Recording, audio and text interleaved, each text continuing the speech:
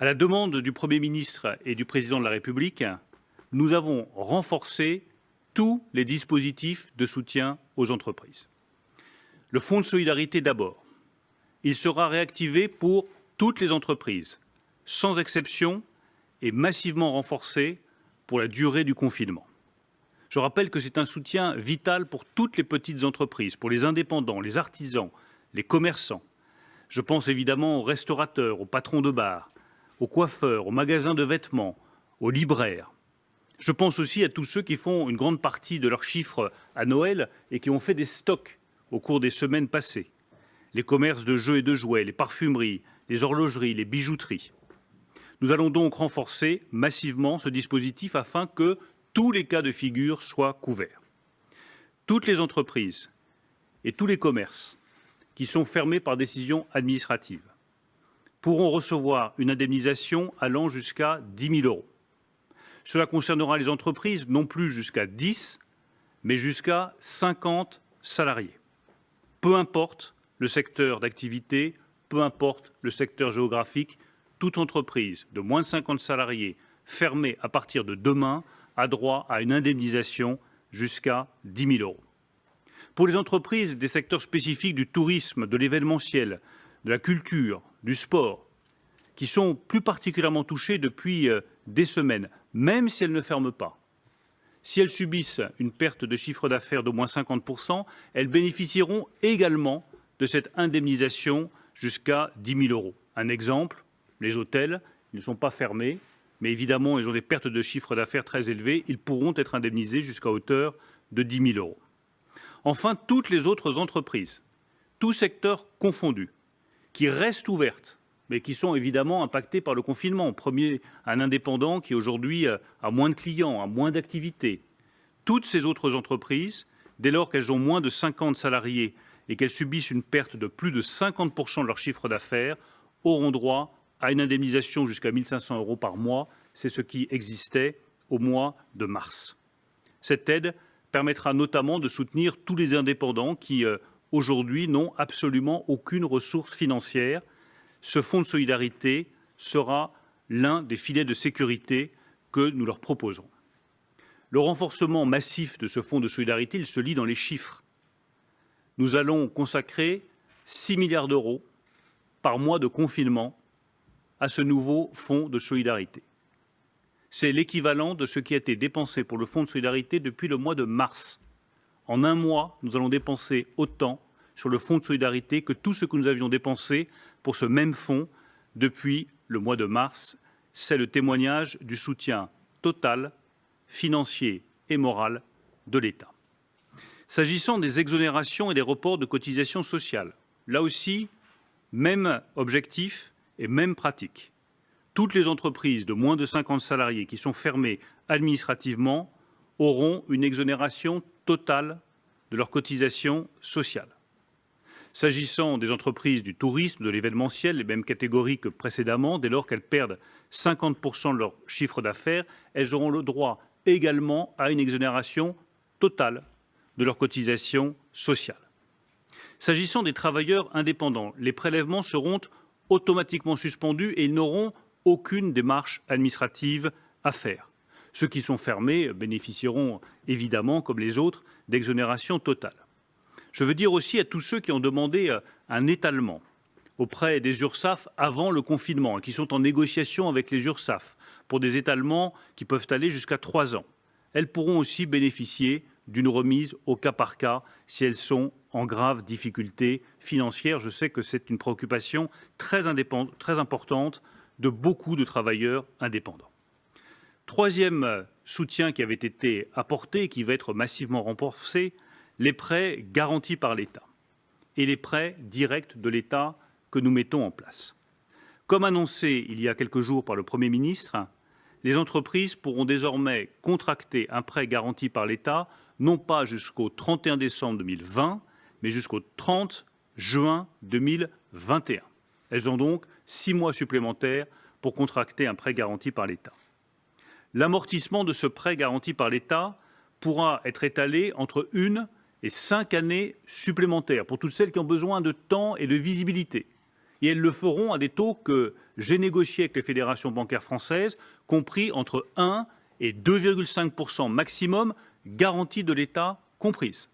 Et nous veillerons à ce que toutes les succursales bancaires, toutes les agences accordent bien ces taux attractifs aux entreprises qui en auraient besoin.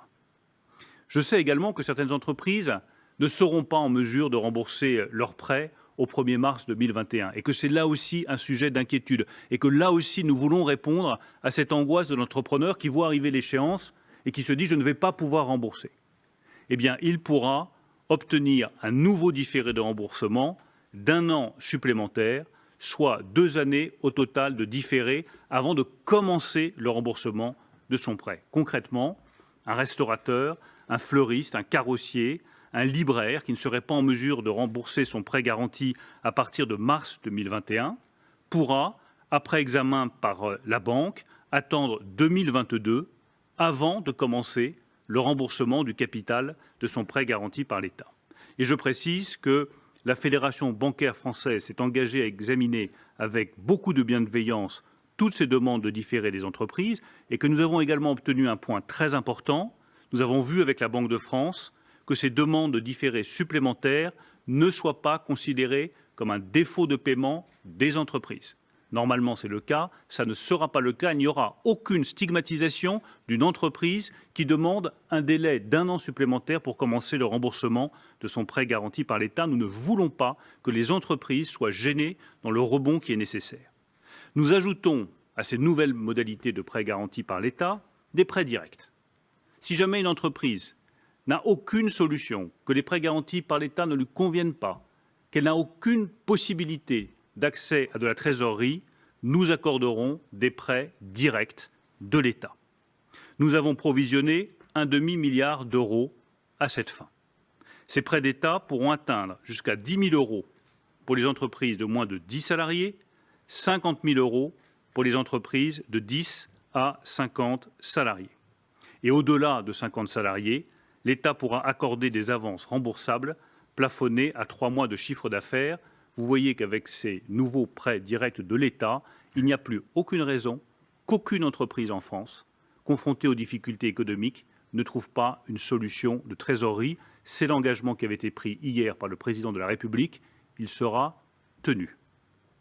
Enfin, les loyers.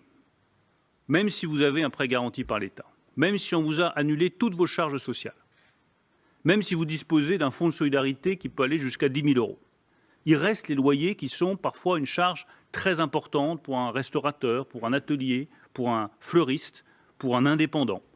Nous avons donc pris l'engagement de régler la question des loyers. Cet engagement-là aussi va être tenu.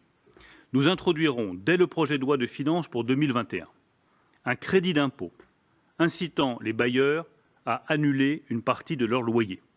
Cette mesure bénéficiera aux entreprises de moins de 250 salariés, soit si elles sont fermées administrativement à cause du confinement, soit parce qu'elles appartiennent au secteur de l'hôtellerie, des cafés, de la restauration, de la culture que vous connaissez. Tout bailleur qui, sur les 3 mois d'octobre, novembre et décembre 2020, accepte de renoncer au moins à 1 mois de loyer sur les 3 mois qui lui sont dus, pourra bénéficier d'un crédit d'impôt de 30% du montant des loyers abandonnés. Qu'est-ce que cela veut dire concrètement? Prenons l'exemple d'un loyer mensuel de 5 000 euros pour un restaurateur important, soit 15 000 euros sur 3 mois. Si le bailleur renonce à au moins 1 mois de loyer, 5 000 euros, il bénéficiera d'un crédit d'impôt de 1 500 euros, qui donc rendra cette charge moins lourde pour lui. Le bailleur perdra donc 3 500 euros au lieu des 5 000 qu'il aurait dû perdre avec cette remise. Le restaurateur, lui, et c'est le point le plus important, paiera 10 000 euros de loyer au lieu des 15 000 euros qu'il aurait dû payer, et l'État prendra le reste à sa charge. Cela évitera au bailleur de se retrouver confronté à un défaut de paiement ou à des impayés du locataire, et ça permettra aux entreprises concernées de réduire de manière très significative le montant de leur loyer. Cela correspond exactement à ce qui avait été demandé par la CPME et par un certain nombre d'entrepreneurs. Je précise que cette aide sur les loyers sera cumulable avec le fonds de solidarité. Elle sera cumulable. Nous évaluons la dépense de l'État pour ce crédit d'impôt à environ 1 milliard d'euros au total. Enfin, nous voulons, toujours dans l'objectif de soutenir massivement notre économie, accélérer la numérisation des commerçants et des artisans, puisque nous voulons pouvoir développer des dispositifs de type click and collect durant le confinement. Ça suppose d'accélérer la numérisation des entreprises. Elles ne sont que 32% aujourd'hui, parmi les plus petites entreprises françaises, à disposer de leur propre site internet. C'est trop peu. Nous apporterons des moyens financiers pour permettre aux TPE françaises d'accélérer leur numérisation. Ça facilitera la vente à emporter, les livraisons à domicile, toutes ces initiatives qui sont prises aujourd'hui par un certain nombre de commerçants.